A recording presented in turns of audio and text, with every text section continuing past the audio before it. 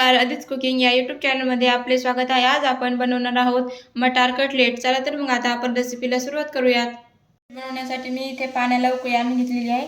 त्यामध्ये घालायचे आहेत 1 वाटी मटार। ताजे मटार आहेत म्हणून मी 5 मिनिटाला उकळी आणून देत आहे। फ्रोझन मटार असेल तर तुम्ही फक्त उकळत्या पाण्यामध्ये 2 मिनिटे ठेवून द्यायचे आहेत। आता आपण 5 मिनिटे उकळत्या पाण्यामध्ये मध्यम आचेवरती याला उकळून घेणार आहोत। तर इथे आता 1 वाटी मटार होता तर मी अर्धी वाटी पोहे घेतलेले आहेत। आता आपल्याला पोहे स्वच्छ धुवून ते भिजत ठेवायचे आहेत। इथे मी 5 मिनिटे मटार छान उकळून घेतलेले आहेत। आता आपण ते काढून घेऊयात।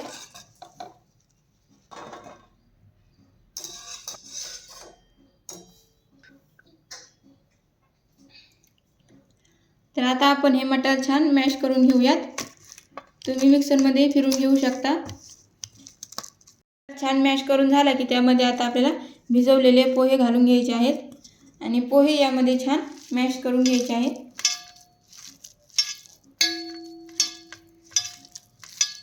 पोहे आणि मटार छान मॅश करून मिक्स करून घेतलेला आहे। आता यामध्ये घालूयात लाल तिखट चवीनुसार, जिरा पावडर अर्धा चमचा, थोडासा धना पावडर, थोडेसे पांढरे तीळ, बारीक चिरलेली कोथिंबीर घालूयात। यामध्ये घालूयात चवीपुरतं मीठ आणि 2 चमचे बेसन पीठ। आता हे आपण छान मिसळून घेऊयात।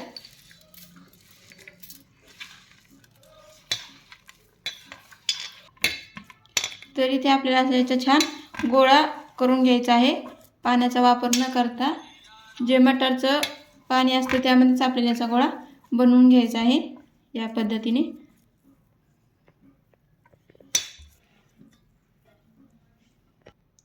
तर याचा छान गोळा मळून झाला की आता आपल्याला याचे छान असे कटलेट बनवून घ्यायचे आहेत।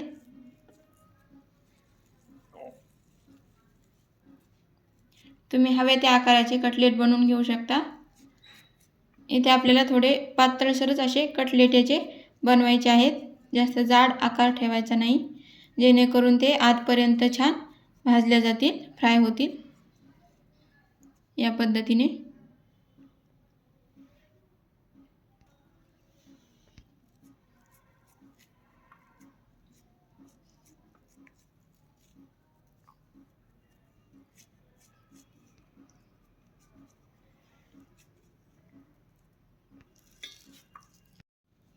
तर अशा पद्धतीने मी इथे सर्व कटलेट बनवून घेतलेले आहेत। आता आपण ते फ्राय करून घेऊ। पॅन छान गरम करून घेतलेला आहे, त्यामध्ये टाकायचं आहे 1 चमचा तेल। तर आता आपल्याला यामध्ये कटलेट फ्राय करून घ्यायचे आहेत। तुम्ही डीप फ्राय करू शकता, पण मी इथे शॅलो फ्राय करत आहे।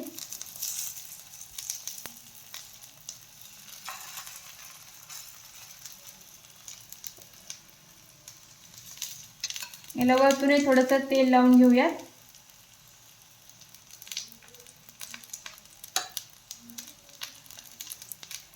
आणि छान असे आपण खरपूस असे फ्राय करून घेऊयात। मध्यम आचेवरती आपल्याला हे छान फ्राय करून घ्यायचे आहेत।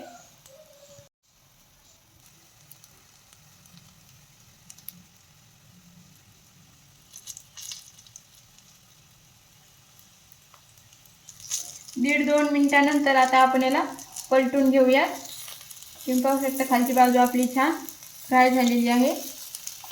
आता अशाच पद्धतीने दुसरी बाजू आपण 1.5-2 मिनिटे फ्राय करून घेऊया।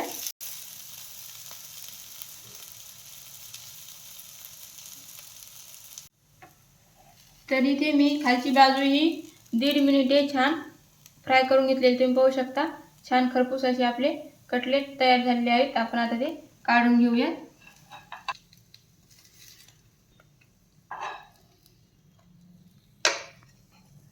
अशा पद्धतीने इथे आपले झटपट होणारे मटार कटलेट तयार आहेत। व्हिडिओ आवडले असल्यास लाईक, शेअर आणि सबस्क्राईब करायला विसरू नका। धन्यवाद।